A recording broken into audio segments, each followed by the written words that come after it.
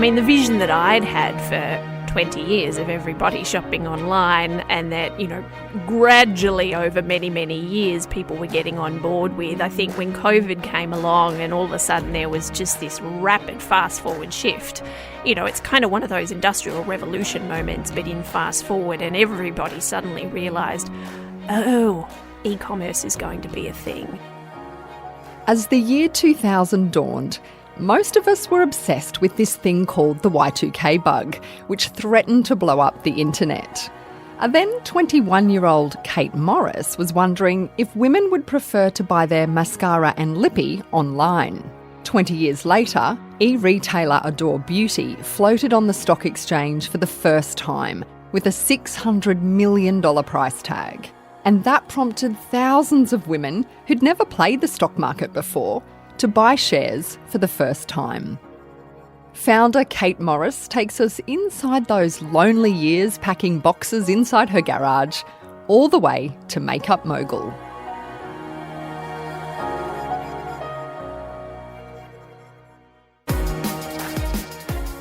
I'm Kelly Reardon, and Curveball's the show where we take you inside a company at a pivotal moment. We go deep and we get specific with some of the boldest leaders who faced some of the wildest scenarios. Kate Morris is the founder of online retailer Adore Beauty, which was listed on the Australian Stock Exchange in October 2020, 2 decades after she first started packing makeup in her garage and shipping it around the country. But Kate's not resting on her laurels. She's on a mission to leave the beauty industry better than she found it. That means less waste, more sustainable practices, and greater diversity. Kate Morris, welcome to Curveball. Oh, thank you for having me. Listen, do you ever wish you stuck it out at law school? Not for 1 second. No. Of all of the terrible decisions I'm sure I've made over my career, that was not one of them. Is it because you just sat there in that lecture theatre and thought, this isn't for me? Did you have that entrepreneurial streak right from the start inbuilt in you? I don't think I did have any entrepreneurial streak, no. So I didn't even know that was there, and I certainly didn't know that was there when I was sitting in my first law lecture. But yeah, I think I'd sort of, done that thing where you go through school and you're really just living up to everybody else's expectations, and, if you could get the marks, then you should do medicine or law. And I thought, well, I don't like blood, so I'll do law. And then, yes, was sitting in my first lecture and just went, oh, no, I don't want to study this for 5 years, and I certainly don't want to have to go and be a lawyer afterwards. I told my parents I was dropping out, and they were thrilled, as you can imagine, and said, are you sure you don't want to at least do a semester? And I said, no, I'm really quite sure. Tell me about where the idea for Adore Beauty first came from, that women would prefer to buy their foundation online instead of at a chemist or a department store. Well, it really came about because while I was at uni, I'm from Tassie originally, and I'd come to Melbourne to study, and I got fired from the first job that I had when I moved to Melbourne, and then ended up working for Clarins on the beauty counters and schlepping around to different department stores, which, I absolutely loved it. For me, it was so much fun because I'd always loved beauty. But I think because I saw the way that customers would often feel when they walked into a department store, and often they'd sort of slink up to the counter, and you could kind of just tell that they were dreading it. The way that beauty was being sold to people was making them feel worse about themselves rather than better. And I thought, well, that is totally not the point of beauty. Beauty is supposed to make you feel confident and fabulous. And at uni, I was kind of really just getting to start to use the internet, and just kept thinking to myself, I really hope someone does an online store for beauty, because I think so many people would prefer that. It was 1999, 2000, so this is a time when really the internet was still, it was kind of the Wild West. 100%. Yeah, I mean, it's for you to have that foresight at that time is quite incredible. Well, it's incredible now. Everybody thought I was an idiot at the time. To me, it just made sense from a customer perspective. And also, too, I was from Tassie, and I knew how frustrating it was to not be able to get the specific thing that you wanted. And even in the city, it's sometimes you're having to, I didn't have a car, and so you'd have to catch a couple of trains across town to be able to get a particular thing. And I thought, well, that doesn't make any sense. I really think there's a better way of doing this. And in the end, it was my boyfriend who said, are you going to do this or what? And honestly, it was not 1 second before then that I'd ever even contemplated the idea of starting a business. You started with a loan of $12,000. Who gave it to you? It was my boyfriend's dad. So he ran a motel out near the airport. So my family, we don't have an entrepreneurial or business background at all. And so this is the only business person I knew, and had come up with this idea and had sort of worked out, okay, what was the bare minimum amount of money that I would need to get it off the ground. And had sort of had a couple of initial discussions walking into a bank, which, if you can imagine the bank's response to a 21-year-old student who, has no business experience and wants to build something that's completely unheard of, you can imagine how well that went. And yes, talking to Bob, my boyfriend's dad, and he said, well, look, if you want to write up a business plan, I'll have a look at it. And so I went and borrowed some business plans for dummies books out of the library and sketched something out and presented that to him. And he said, yes, all right, I'll loan you the money.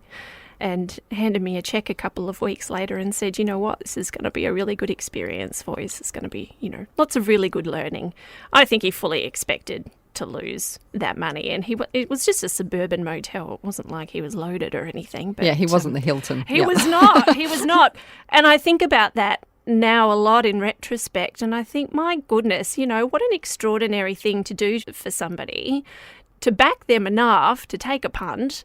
And also, too, there was never a moment of, well, you better not lose this and you better not mess it up. He fully gave me permission to fail, and I was just determined to pay him back. What did you spend that first $12,000 on? I had to get a website built, which was much harder in 1999 than it is now, and everything had to be built from scratch. I think that probably, from memory, cost about $8,000, and then I had a little bit of money left over for stock. And what was that first year like when you were sitting in your garage, you're packing up those boxes and flinging them around the country? It was just you? It was just me at the time. So my boyfriend had also we co-founded together, but of course he was actually still finishing his degree. He actually went all the way through law. Unlike me. And so it was just me in the garage to begin with. And look, it would have probably been more exciting if there was lots of, flinging packages around the country, but most of the time it was just nothing. It was just crickets. Can you describe for me what that was like, though? Because it must have been a little isolating. Very isolating, very depressing. I actually did get fully depressed about a year and a half into it. And yeah, I was just like, well, this is ridiculous. This is not going to work, and just couldn't face the idea of going there and sitting at my desk another day to, make no money. And I was living off nothing. So I was still studying my degree part-time, so I'd switched to distance ed, and so all I was living off, well, at the time it was Oz Study, I don't know what it is now, so it was like $200 a week, which in Melbourne pays for your rent, and that's about it. So, I couldn't go out with my friends. I couldn't afford to, eat anything much beyond, those little packet mee goreng noodles. I couldn't buy any clothes. It was pretty depressing. And I went back home to Tassie for a few weeks and let my mum look after me for a bit to try and decide whether or not I was going to chuck it in. So I'm so interested in this moment where you've been working hard for a year and a half, you've got the $12,000, you've built the website, you're in your garage, but it's hard. You're still young, you could go and finish your degree, you could toss it in and no one would probably care. What made you keep going?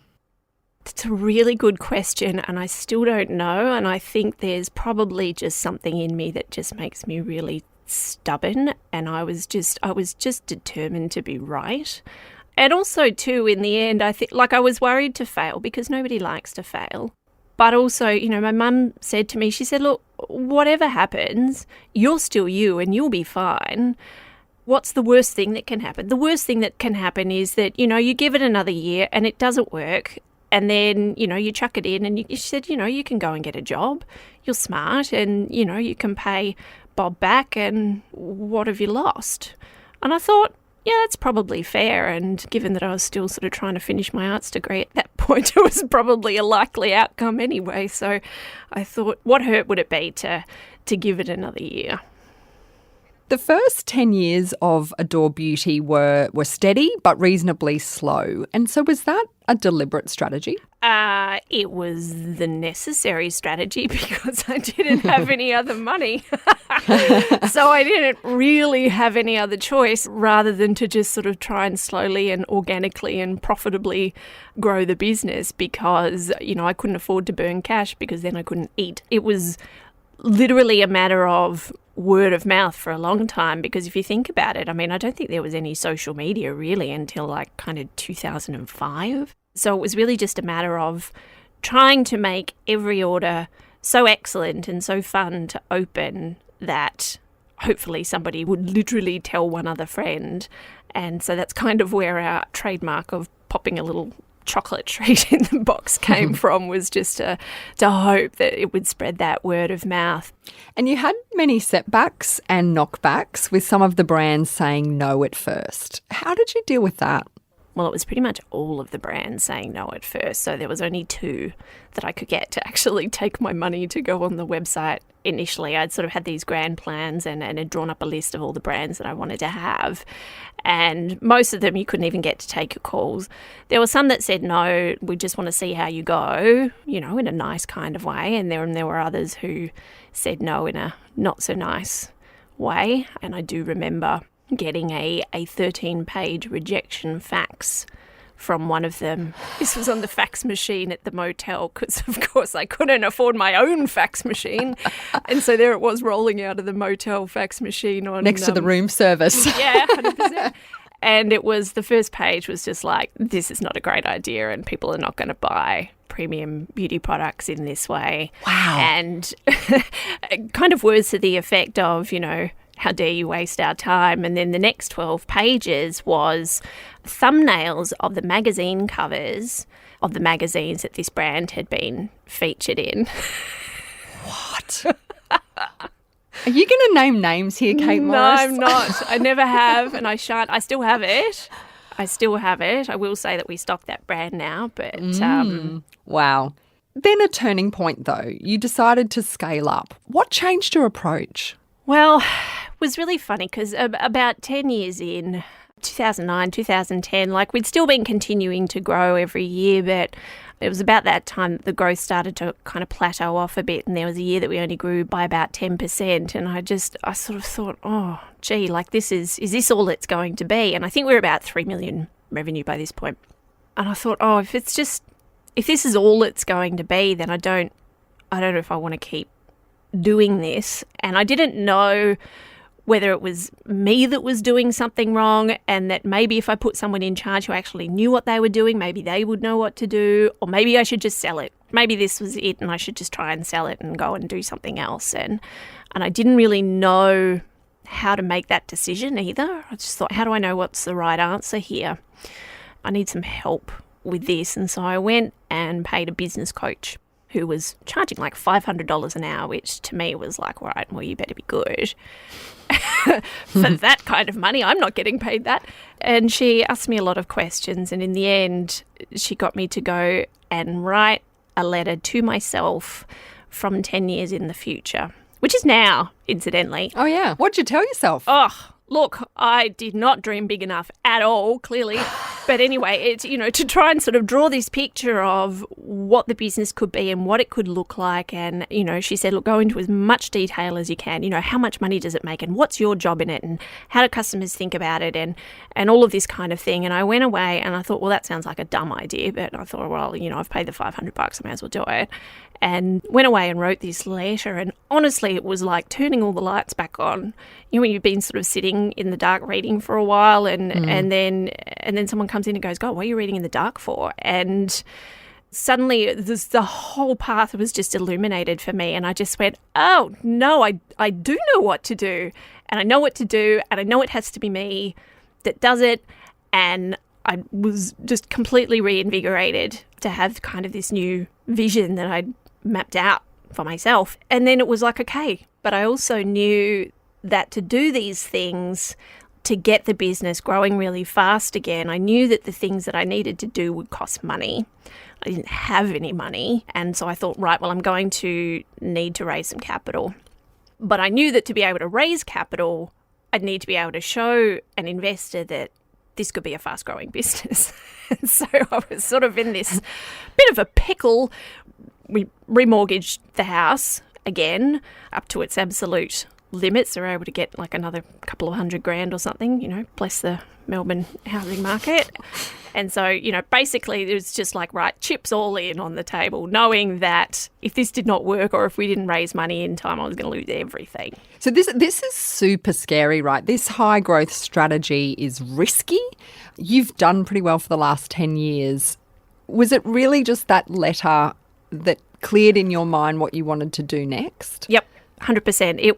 For me, it was, I knew I wanted the business to be more than what it was, and I knew that it had the potential to do that, but I think the letter was the part that unlocked it for me. I think the vision I'd set out was that by this stage we would have sales of like $20 million, and of course, it's a lot more than that. It's quite a lot more than that, actually. Mm-hmm. Yep.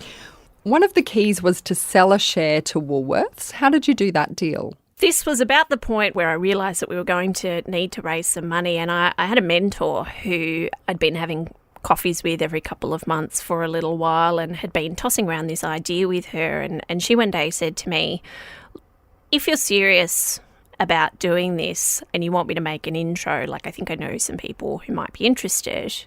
And I said, oh, okay, yep, that sounds good. And she said, all right, well, could you get to Sydney in a week or two? And I said, yep, absolutely. And so then she phoned me back a few days later and said, right, I've set up this meeting for you with Woolworths.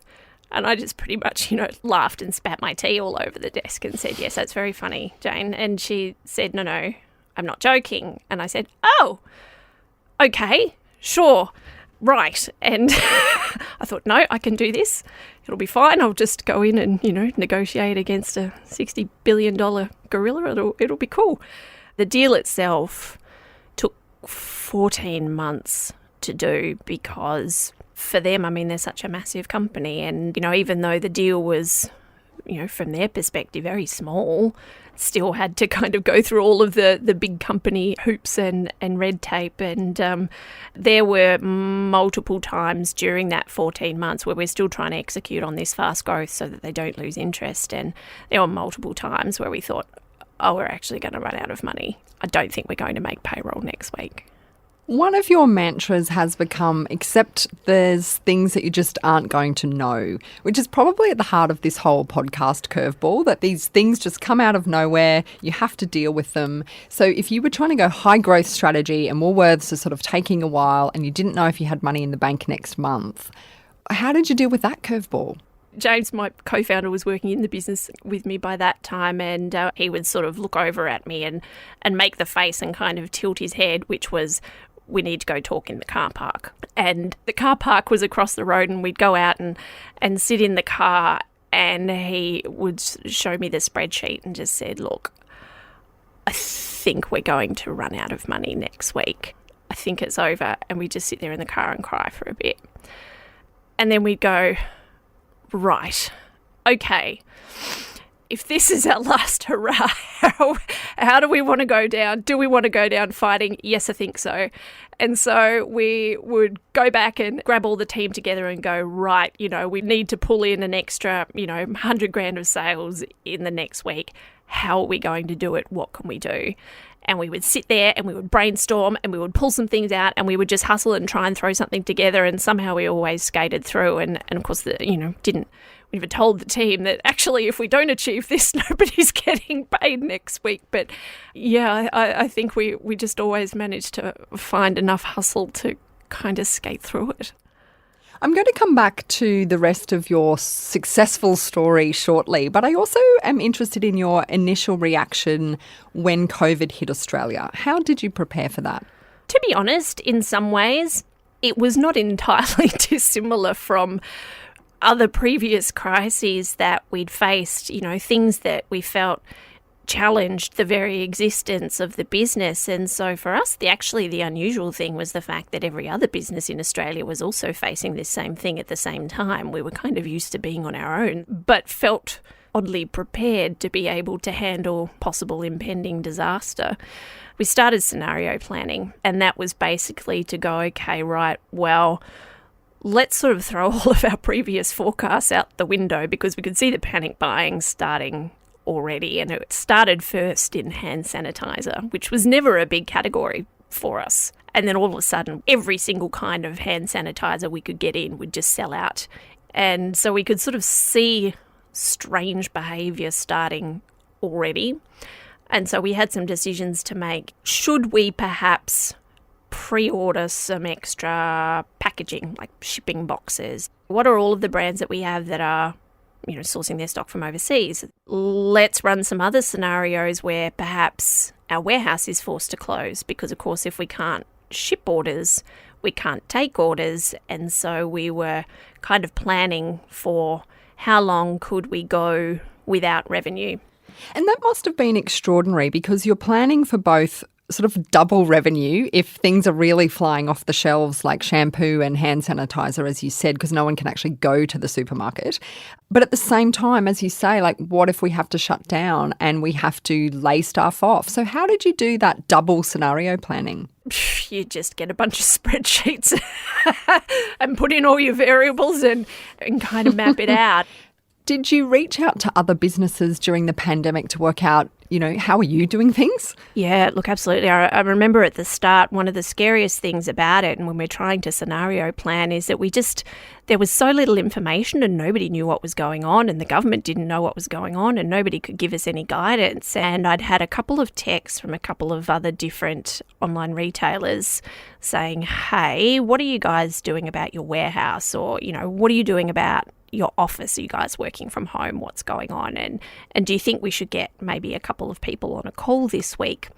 And it was Friday morning, and I was walking to work and thinking to myself, we're going to need to get everybody together on this. The first thing I did when I sat down in the office was put together a Slack community and invited basically all of the other online retailers that I knew and said to them, look, invite everybody, because we all need to get together and share information about this, because nobody knew what was going on. It was really quite terrifying. And are these, just to be clear, are these your competitors? Some of them, but, by and large it might be, fashion retailers or book retailers. The online retail community in Australia is actually really quite tight-knit and lovely. And so people do like to share their expertise, because so much of what we go through, while your category might be different, the problems are all the same. And so by lunchtime, I reckon we had about 150 retailers on there. And everyone was sharing things like, does anyone have a working from home policy we could use? What are you guys doing in your warehouse about, hand sanitizer? Does anyone know where we could get masks from? Because there were businesses in very different situations. So there were businesses like ours where the sales were flying, but also there were other businesses like special occasion dress hire, for instance, where their business had just crashed through the floor, and there was no news at that point about JobKeeper or anything like that. And so people were actually doing things like trading staff for people who didn't have any orders to pack. They're like, hey, I've got 6 warehouse people. Does anyone need like a spare pair of hands in Brisbane? Amazing. Yeah, it was just tremendous. And it's just one of those situations when there's so much uncertainty, any information is power, and we've just got to band together as a community and try and help each other out here and try and keep everybody afloat. And I think without that support, there could have been some really scary mental health outcomes for a lot of those smaller business owners in particular. But as it was, they felt like they had some support and a community on their side. So it was just tremendous for sharing information.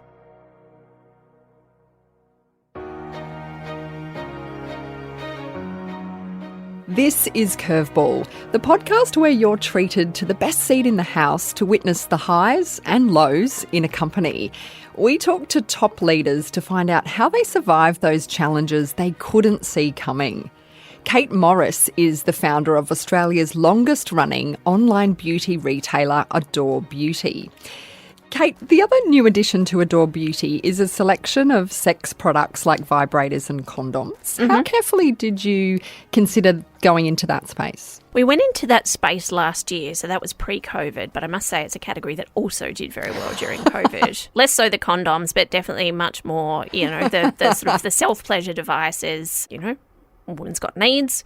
We put a huge amount of consideration into that category, actually, because we had very clear ideas of what we wanted this to mean, not just for our customers, but for Australian women generally. As I said, beauty for us has always been about self-care, and sexuality is such a core part of what it means to be a woman, but we felt that the whole experience for that category was just really not built for women at all. Yeah, it's like a dark, dingy shop down on the part of town you don't want to go. And it's degrading or it's intimidating. It's not tasteful. It's not enjoyable to shop for those things. And we thought, well, Australian women deserve to have a better experience. I guess our way of thinking at Adore is that we want to support you in whatever makes you the best version of you. And so we put a lot of thought. I reckon we worked on this for probably close to a year before launching, and we actually got together a cross-functional focus group of women of all different ages from right across our business and and from different religious backgrounds and all of that sort of thing to get together and actually just to start having these conversations and work out how we could help everybody to feel comfortable, because the last thing that we wanted for anybody was for us to offer a category of products on our site that made people feel uncomfortable, particularly adopting the principle of consent. One of the things that was surprisingly technically extremely difficult to do was if you go to our site and navigate to the sex category or any category where these products might appear, there's kind of a little pop-up that appears and says, hey, we want to make sure you're comfortable. Here are the sorts of products that are in this category. If you feel uncomfortable with that, then here's the back button and you can click and go away. And overall, it's honestly been so spectacularly well received by our customers. And we got so many lovely messages and emails that just said, thank goodness someone is prepared to offer this in a way that is inclusive and tasteful and safe. And Kate, how is that category selling for you? It's selling really well, actually, and continuing to grow. We're still being very cautious in terms of the way that we market it. So we're still being quite discreet about it to get everybody used to the idea. But yes, there's a few products in particular that have been mentioned in our podcast, the Beauty IQ Uncensored podcast, that have been extremely popular. And as I said, it's certainly grown a lot during COVID. Right at the heart of the pandemic, you floated on the stock exchange. Tell me how that worked.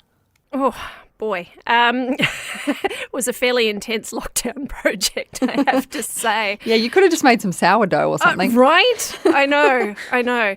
For me, it was kind of almost, the dream that I'd never dared to dream. Adore Beauty being a listed company, it was something that I saw as, I guess, a really key step in terms of building something that was going to be able to endure. And I guess after running and bootstrapping for such a long time, I really wanted to give the business that opportunity to be able to go on and continue to grow for another 20 years, another 50 years, because I actually think the culture that we've built and the conversations that we're able to be having now with beauty consumers, that's something really special and worth protecting and worth building for. And so that was, for at least the last couple of years, we'd been building towards it. I didn't expect that we'd be doing it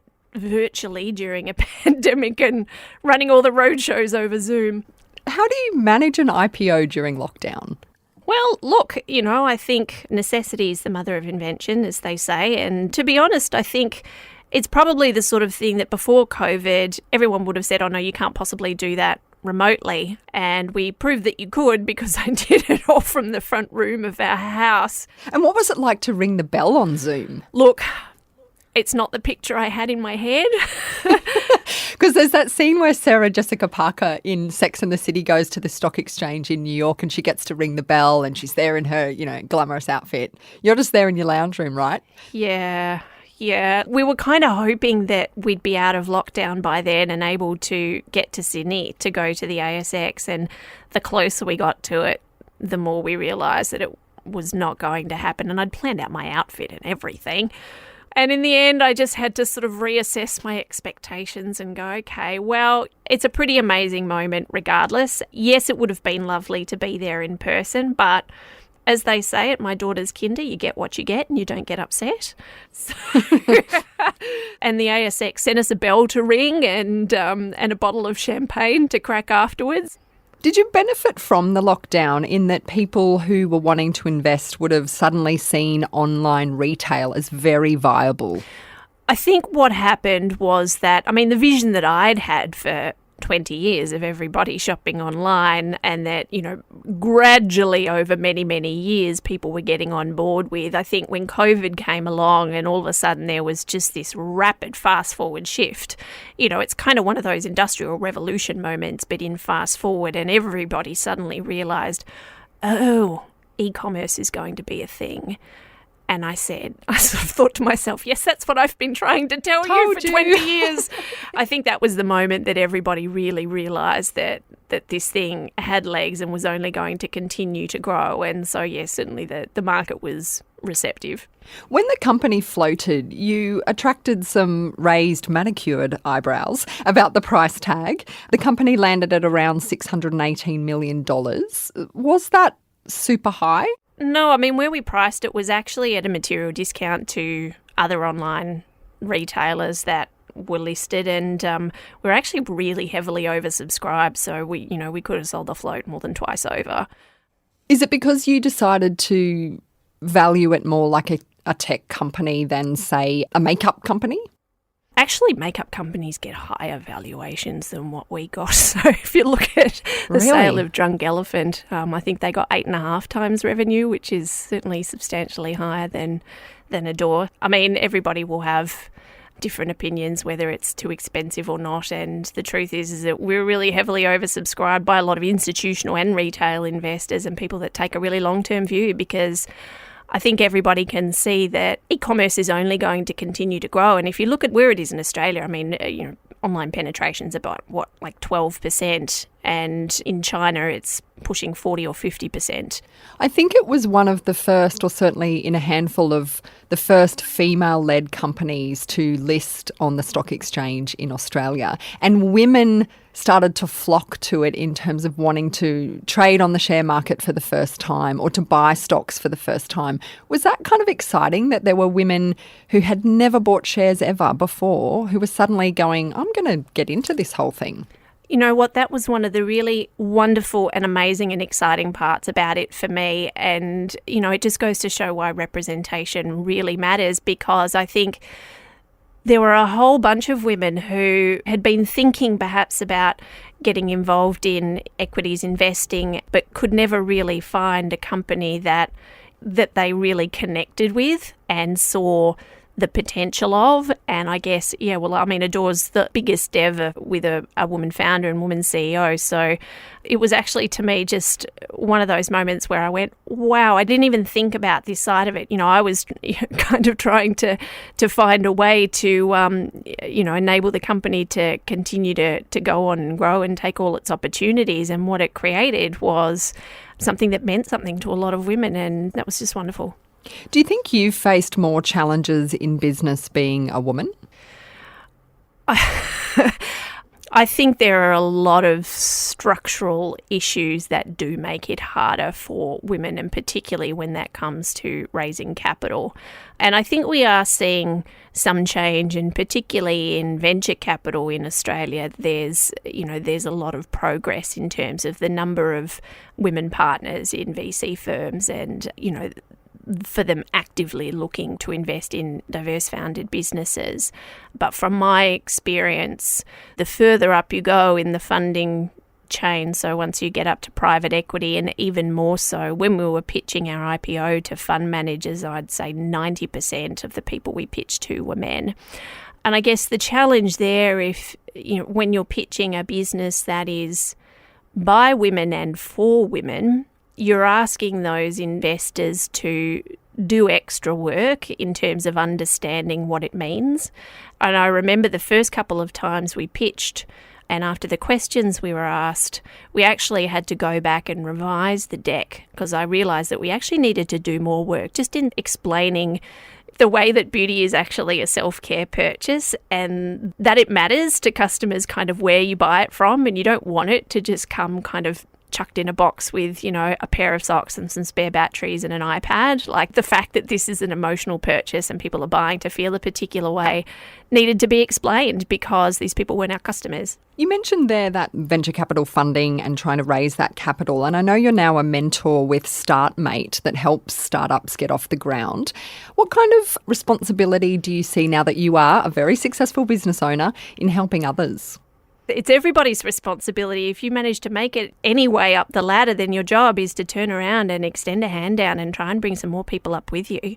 And, and I've said, particularly when we IPO'd, that yes, we've broken records here today, but I hope this record doesn't stand for years. I hope someone else comes and smashes it in a couple of months and that then it gets smashed again. Yeah, so I love mentoring. I find it immensely enjoyable, and so much of the work that I do with women entrepreneurs is about how do you unlock the barriers that are in your own head, because I think as women we're conditioned to think small and be reasonable and be risk averse, and when that's the way that you've been treated your whole life, it's very hard then to start thinking in a different way when you become an entrepreneur. There's a bit of a third phase for your business now. So tell me about your commitment to sustainability. That's something that we've been doing a lot of work around. And to me, that's something that's important just as our corporate duty. There's no point being successful if you're trashing the planet to do it. And so we've put quite a lot of work in, around areas like waste reduction. So we were able to implement a new box sizing system in our warehouse, which is horrendously expensive and involved volumetrically scanning every single product on our shelf, of which there are over 11,000, and putting in a new $500,000 piece of software that can actually instantly calculate the smallest possible size for any order based on the products that are going to be in it, and that's helped to save over 27 tonnes of cardboard in the first year. We managed to do this special kind of ceramic coating on the roof of our warehouse that helps to keep it warmer in winter and cooler in summer, so that we don't have to use as much power for cooling and heating. We have a no disposable coffee cups rule, and everybody in the office knows that I'm the first one to go berserk about it if they get spotted with a takeaway coffee cup, and so it's actually part of our employee induction that everyone gets given a keep cup. But it's always a work in progress, and so the next step is we want to actually do like a carbon audit right across our business and identify, okay, what are the next areas that we can start to improve, because I just think we have a responsibility. What about representation of a more diverse group of women in the beauty industry? I know that Zoe Foster-Blake from Go-To Skincare is pushing this a lot. Why has it taken so long for the industry just to do simple things like have a greater variety of foundation, which I know is a thing that you've now established a company on? We've done a lot of work on that, and so we've been working on foundation shades for probably 3 years now, and it's been a long process. And I don't think it ever came from any kind of ill will. I think it comes from, if you don't have enough diverse representation within your company, then there are things that you just don't see. And, I don't know, I'm guilty of that too. Because it was actually our marketing manager who said to me 3 years ago, Kate, I need to tell you something. I've been with this company for 5 years and I can't buy my foundation shade here. And I was just so mortified and ashamed that I'd let her down, and not just her, but all of the women that looked like her. And I just went, wow. It's a really eye-opening moment when you see one of your own blind spots, and we've been working a lot over the last few years to make sure that we do carry a really full and representative range, and also that the images that we show and the models or pictures that we show on our social feeds or in our emails, that they also represent diversity, not just in skin tone, but in age or religion. Or I think it's so important for people to be able to see themselves as beautiful, no matter what your background might be or what your skin tone is. You have 2 children with your partner in life and your partner in business, James, but there was a curveball when your first child was born. What happened? Look, she was born with a cleft palate. You kind of have all these pictures in your head of, what being a mum is going to be like, and a lot of that sort of got thrown out the window, and, having to go through the surgery when she was 10 months old and all of that sort of thing, which I remember it being very overwhelming and feeling like it was very full on for the first few days and a lot to cope with. But you know what, once we started when you go into the children's hospital for your visits with the surgeon and you see what some other families are dealing with, and we just looked at each other and went, you know what, we actually just got really lucky, because this is a thing that is easily fixable. And yes, I'm spending an extra 20 hours a week pumping breast milk, which is kind of like another part-time job in and of itself, over the top of running a business and being a mum. But that's nothing compared to what a lot of families have to deal with.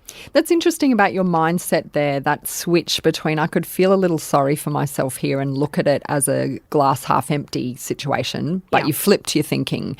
How often do you do that in your business? I think you kind of have to do it all the time, don't you? I mean, if you're going to keep going, and that's, I guess, when I talk to my mentees, this is a marathon and not a sprint. And one of the biggest things that you need to look after is your own mental health and your ability to keep going. And so I guess I'm a pretty positive person generally. And I think, well, whatever the problem is, I'm sure we can deal with it. And so if there's something we can do about it, then we'll do that. And if there isn't, well, then there's nothing we can do about it, and there's no point worrying. I mean, which is not to say that I don't have my days where you just think, oh gosh, I can't deal with this today. I just want to crawl under my doona and stick my doona over my head and not think about it. But you don't have any choice, so you saddle up and you keep going. And I've started my own company for the first time in my entire life after having a very stable job for the best part of 20 years. Congratulations. Thank you. Although I don't have the benefit of youth on my side like you did. No, but you have experience. A few more grey hairs. What's the thing that you would tell someone like me about starting up when it's, there are some great moments, but it's really bloody hard in those early days? I'm going to tell you something that I realised myself probably only about a year ago. And that is that it has to be hard. It has to be hard, because if it wasn't hard, everybody would be doing it and then you would have no business. So each business must have a hard thing or several hard things that only you is willing to overcome. And once I realised that, honestly, it makes me feel so much better about all of the difficult things, because as far as I can see, in my 20 years experience at least, most business journeys are pretty much, brief moments of success in between longer moments of slog and difficulty. And it has to be that way. And it's exactly what this podcast is about, because, I mean, if people read about you in the press, you're a multi-millionaire and, it's all roses, right? I have everything easy, yeah. But it's such a slog, and many, many years between those little peaks that you've had. Is there anything else that you would tell the 21-year-old you? I think I would probably just tell her to dream bigger. The temptation for women generally is to keep ourselves small or don't get too big for our boots. And now what I would say is, get too big for your boots. Think bigger. Why not you? We all need to actually cherish and grow our ambition and incubate it and fan it like a flame, because we need to see more women at the top. Kate Morris, thank you so much for the inspiration and for leading a female-led company onto the stock exchange. Congratulations, and thanks for being on Curveball. Oh, thanks so much. It's been a pleasure. We have so many great leaders coming up on Curveball, stories of surviving and thriving in challenging times. I'd love you to subscribe to the show so that you're alerted each time a new episode comes out. And you can listen to Curveball on the podcasting app of your choice, from the iHeartRadio app to Google Podcasts, Pocket Casts, Spotify or Apple Podcasts. And I'm loving hearing from you all how you're faring in your own curveball moments. Please do send me a short voice memo by recording yourself on your phone and email me the audio file. Send it to hello@deadsetstudios.com. Instructions on how to do this are on our website, curveballshow.com. And our inbox is always open. Please suggest a guest you'd like to hear from on the show. I had a flotation sort of vest on and wetsuit, and the violence of the hold down, it broke the zip open and actually exploded the wetsuit open, which if you think about it, you really do get quite violently held down and thrashed around, and it was a 20-foot wave, and it blew my wetsuit open and it filled up with water. So at that point, even though I had the flotation vest on to try and sort of help me get to the surface, I couldn't get up because it was full of water, and that was sort of holding me down. And yeah, it was intense, and you have to sort of really go to a place of you try and stay calm and all those things, but in those moments, that was a position where I was like, well, hang on a sec, this is not good. Some incredible insights from World Surf League boss Andrew Stark. Make sure you're subscribed to Curveball to hear it. Curveball's a production of Dead Set Studios, and this episode was produced by me, Kelly Reardon, along with Hannah Kinder, Kim Lester and Rachel Fountain.